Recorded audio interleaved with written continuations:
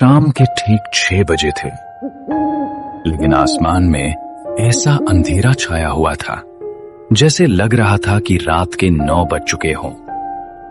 एक पुराना खटारा रिक्शा हिचकोले खाता हुआ पहाड़ी रास्ते पर चल रहा था। रिक्शा के अंदर केवल 2 लोग थे, एक रिक्शा वाला और दूसरा पिछली सीट पर बैठा आर्यन, जो दिल्ली का एक खोजी पत्रकार था। रिक्शा से बाहर देख रहा था। बाहर रात की धुंध इतनी घनी थी कि 5 फीट दूर का पेड़ भी किसी भूतिया आकृति जैसा लग रहा था। अचानक रिक्शा एक जोरदार झटके के साथ रुक जाता है। लो भाई, तुम्हारा स्टॉप आ गया है। इससे आगे मेरा रिक्शा नहीं जाएगा, तुम्हें यही उतरना होगा।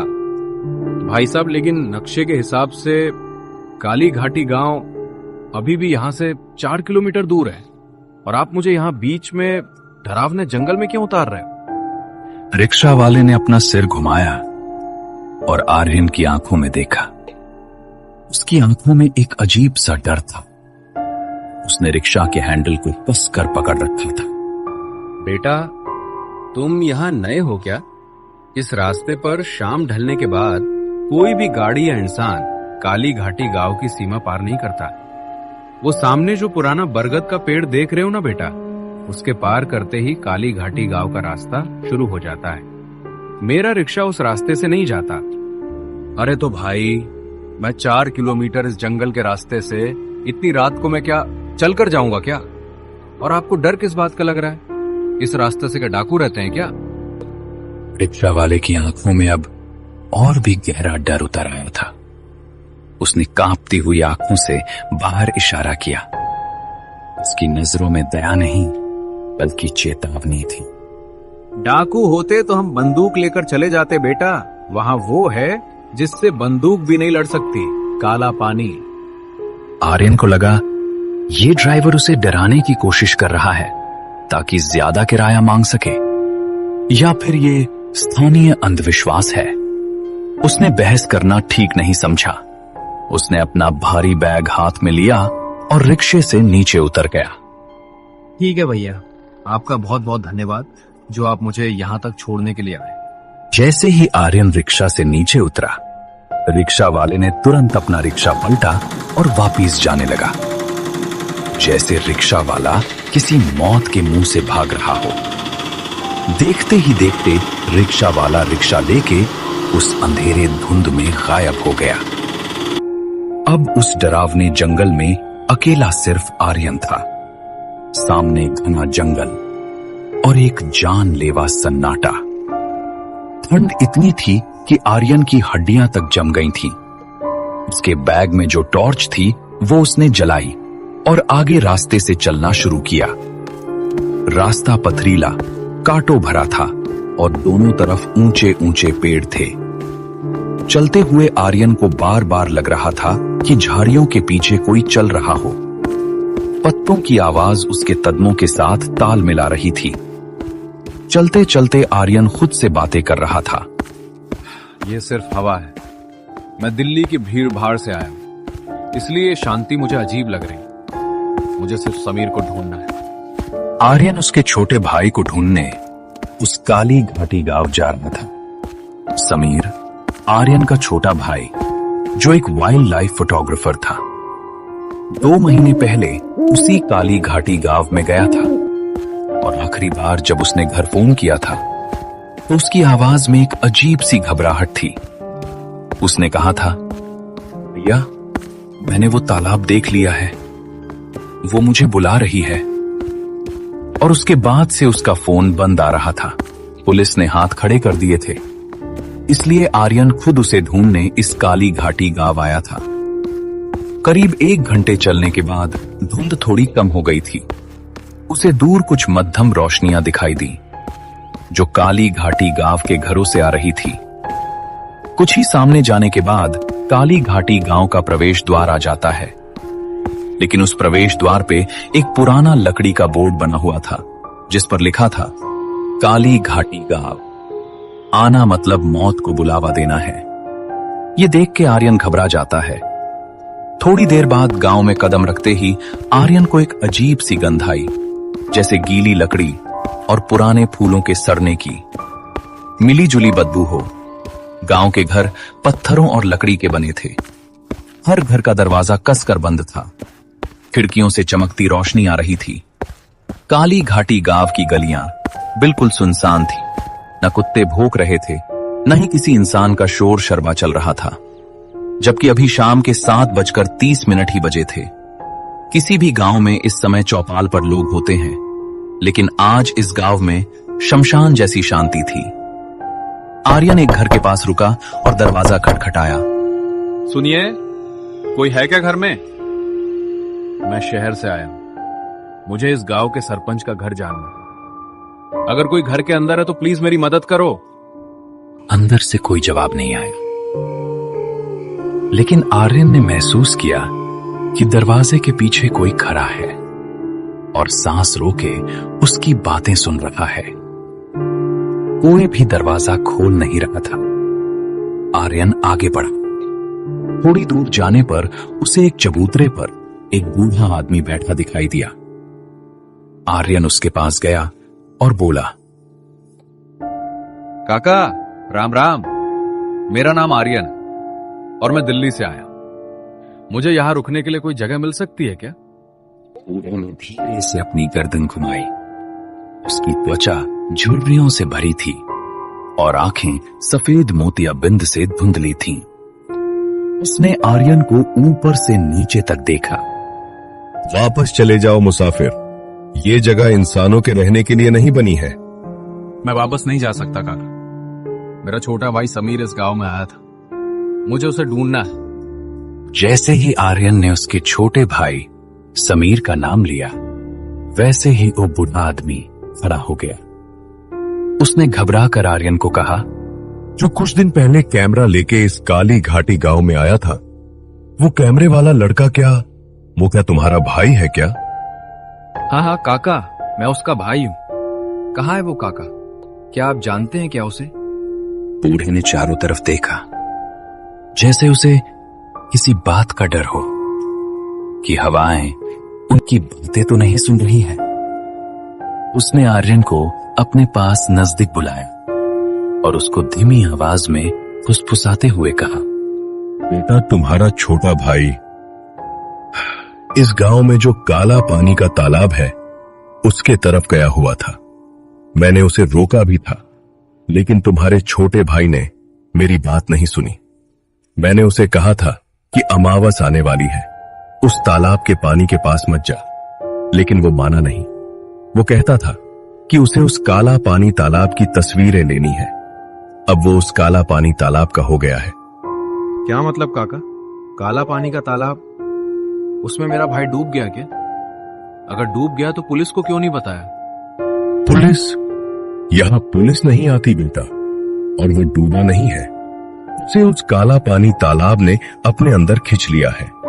काला पानी तालाब में लोग सिर्फ डूबते नहीं है, वो उसे सोख लेता है। उस इंसान की आत्मा, शरीर और उसकी यादें, सब कुछ। आर्यन को उस बूढ़े की बात पे यकीन नहीं हुआ। उसे लगा ये बूढ़ा पागल है। काका, आप मुझे बस ये बता दीजिए कि वो काला पानी का तालाब किस तरफ? मैं खुद उस काला पानी के तालाब के पास जाके देख लूं। बूढ़े की आंखों में अब डर की जगह एक अजीब सी उदासी थी। बेटा, गांव के उत्तर दिशा में जंगल के पार, लेकिन आज रात मत जाना। आज रात हवा में नमी ज्यादा है। जब नमी बढ़ती है तो वो उस तालाब का काला पानी फैल जाता है। आज मेरे घर रुक जा, सुबह चले जाना, अगर तुम सुबह तक जिंदा रहे तो। आर्यन के पास कोई चारा नहीं था।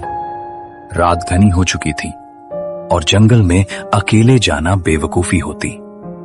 वो बूढ़े के घर में रुकने के लिए तैयार हो गया। उसी पल दोनों साथ साथ उस बूढ़े आदमी के घर जाने लगते हैं। थोड़ी देर बाद दोनों घर में आ जाते हैं। बूढ़े का नाम हरिया था।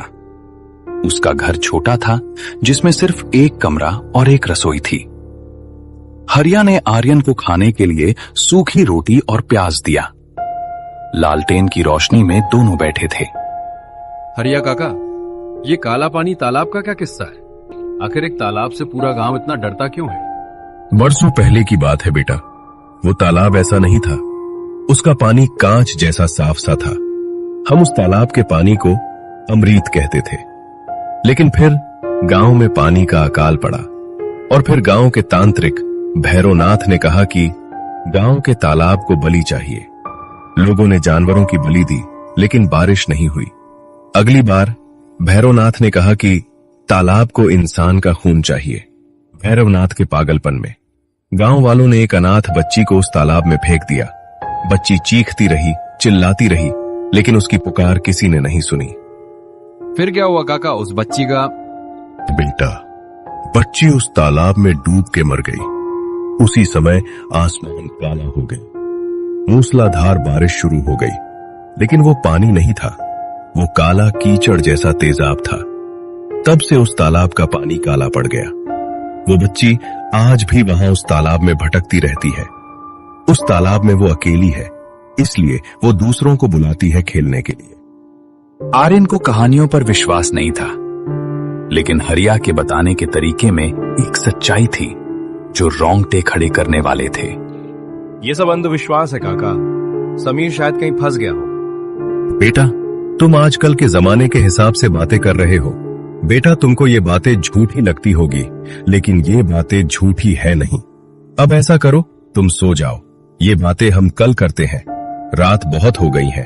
और हाँ, बस एक बात याद रखना, अगर रात को घर के बाहर से कोई आवाज दिए या दरवाजा खटखटाए तो खोलना मत, चाहे वो आवाज तुम्हारे भाई की ही क्यों ना हो। थोड़ी देर बाद दोनों सो जाते हैं। रात के 12 बज चुके थे। आर्यन एक फटे हुए कंबल को ओढ़कर जमीन पर सो गया। थकान के कारण उसकी आंख लग गई। घर के बाहर रात के अंधेरे में डरावने डरावने आवाजें आनी शुरू हो गई थी। ऐसा लगता था कि आज की रात काली घाटी गांव में कुछ अनहोनी होने वाली हो। रात के ठीक 2 बज चुके थे। घर के अंदर आर्यन और बूढ़ा आदमी गहरी नींद में सो चुके थे।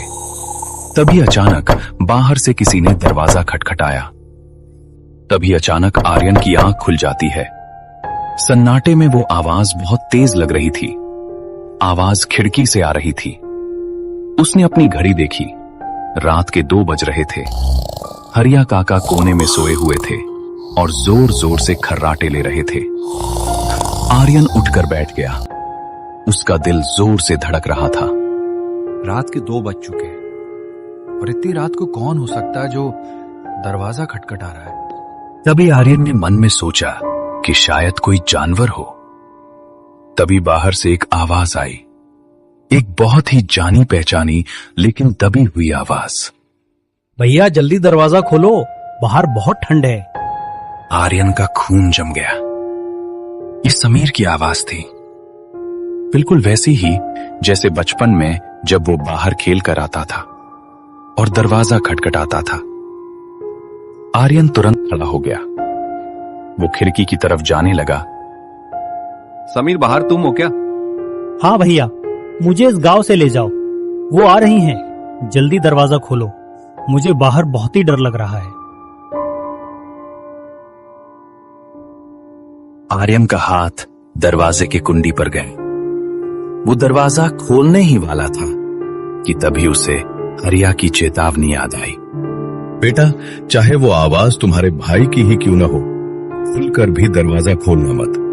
आर्यन को कुछ समझ नहीं आ रहा था। उधर उसका भाई बाहर ठंड में अकड़ रहा था।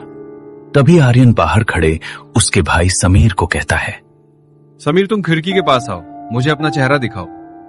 आर्यन ने खिड़की के बाहर झांकने की कोशिश की, पर घोर अंधेरा था। उसने अपनी टॉर्च चलाई और खिड़की से बाहर रोशनी मारी।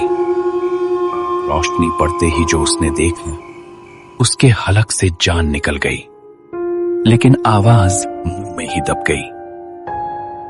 बाहर उसका भाई समीर खड़ा था, या कम से कम समीर जैसा कुछ। उसके कपड़े वही थे जो उसने फोटो में पहने थे। उसका शरीर अजीब तरह से फूला हुआ था, लेकिन सबसे भयानक उसका चेहरा था। उसकी आंखें नहीं थीं, उसके होंठ सिले हुए थे। तो फिर आवाज कौन निकाल रहा था? तभी आर्यन ने देखा कि समीर के पीछे अंधेरे में एक लंबी काली परछाई खड़ी थी और आवाज उस परछाई के पेट से आ रही थी, जो समीर जैसी आवाज निकाल रही थी। भैया, तुमने दरवाजा नहीं खोला, अब मैं अंदर आ रहा हूँ। और तभी अचानक खिड़की से जोर जोर से आवाजें आने लगी। क्या हुआ बेटा? तुम इतने डरे हुए क्यों हो? तूने किसी को देखा क्या? काका, मेरा भाई समीर बाहर है, लेकिन वो समीर नहीं है काका, वो कुछ और है। तभी बूढ़े आदमी ने घर के अंदर से कुछ लाल मिर्च और एक नींबू लाकर उस खिड़की के पास लटका दिए। जैसे ही खिड़की पे नींबू और लाल मिर्च लटका दी, वैसे ही बाहर का शोर अचानक रुक गया। एकदम सन्नाटा। कुछ पलों बाद खिड़की के बाहर से एक गीली फिसलन भरी हंसी की आवाज आई। कल मिलेंगे आर्यन, मेरे तालाब का काला पानी प्यासा है, मैं जल्दी लौट आऊंगी। उसके बाद कदमों की आवाज दूर जंगल की तरफ जाती हुई सुनाई दी। आर्यन पसीने से तरबतर हो गया था। उसे अब समझ आ गया कि वो किसी साधारण गुमशुदगी के मामले को सुलझाने नहीं आया है। ओह, तो इस काली घाटी गांव में अपनी मौत लेकर आया है। काका, वो क्या था? बेटा, वो उसी तालाब में डूबी हुई लड़की की परछाई थी। वो तुझे आजमाने आई थी। अब वो जानती है कि तू यहां है और तू तेरे छोटे भाई समीर को लेने आया है। अब बेटा, तुझे सावधान होना होगा। कल का दिन तेरे लिए बहुत भारी होगा। काका, मुझे कल ही उस काला पानी तालाब पर जाना होगा, इससे पहले कि वो मेरे भाई के शरीर के साथ और कुछ करे। वहां जाने का मतलब अपनी मौत को दावत देने जैसा होगा बेटा। काका, मेरी मौत तो तब होगी जब मैं बिना कोशिश किए वापस चला जाऊं। काका, सुबह होते ही हम काला पानी तालाब के पास जाएंगे। ठीक है बेटा, तुम इतना कह रहे हो तो हम कल काला पानी तालाब के पास जाएंगे। अब रात बहुत हो गई है, थोड़ी ही देर में सुबह हो जाएगी। जैसे ही सुबह होती है हम निकल जाएंगे। अगले दिन दोनों उस काला पानी तालाब के रास्ते से निकल पड़ते हैं। थोड़ी ही दूर जाने के बाद भयानक जंगल का रास्ता शुरू हो जाता है। लेकिन जैसे ही दोनों जंगल के अंदर गए, वैसे ही उस जंगल में अंधेरा होने लगता है, जैसे रात हो गई हो। ये सब देख के आर्यन डर जाता है। अचानक दोनों रुक जाते हैं। तभी आर्यन बूढ़े आदमी से कहता है, काका, ये कौन सा माया जाल? जंगल के बाहर तो दिन का उजाला है, और जैसे ही हम जंगल के अंदर आ गए, वैसे ही यह रात का सन्नाटा शुरू हो गया। बेटा, ये उस काला पानी तालाब का रास्ता है। इस रास्ते से दिन में भी रात होती है। तो बेटा, रुको मत, आगे बढ़ते रहो। ये इस जंगल का माया जाल है, इस पे ध्यान मत दो और आगे बढ़ो। दोनों आगे निकल गए। चलते चलते जंगल से भयानक डरावनी डरावनी आवाजें आनी शुरू हो गईं। थोड़ी ही आगे जाते ही उनको वो काला पानी तालाब दिखाई देने लगता है।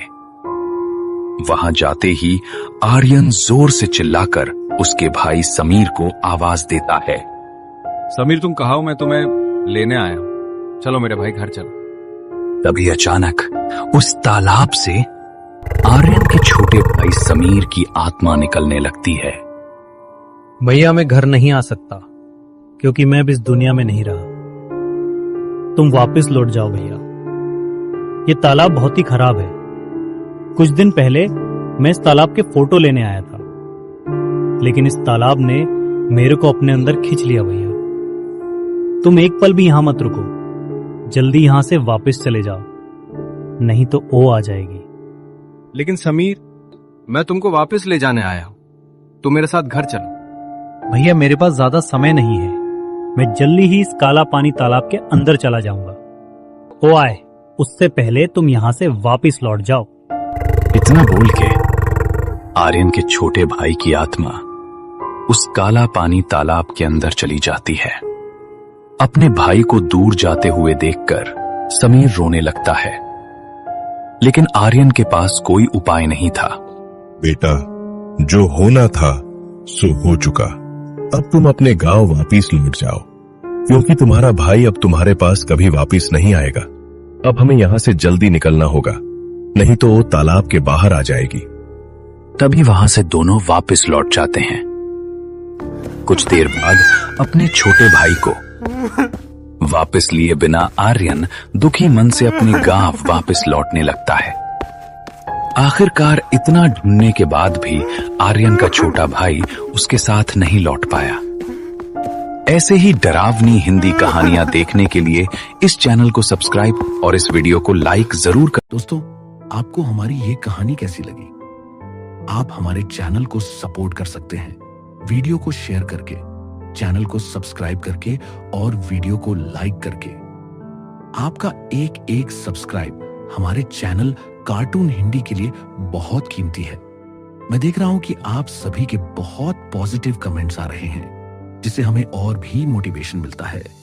हम अपनी पूरी कोशिश करते हैं कि आपके लिए ऐसी कहानियां बनाएं जो एक अच्छी सीख दे और दिल को छू जाए। टीम कार्टून हिंदी हमेशा आपका दिल से आभारी रहेगा। मिलते हैं आपसे एक नई वीडियो में। तब तक के लिए जय हिंद, जय भारत।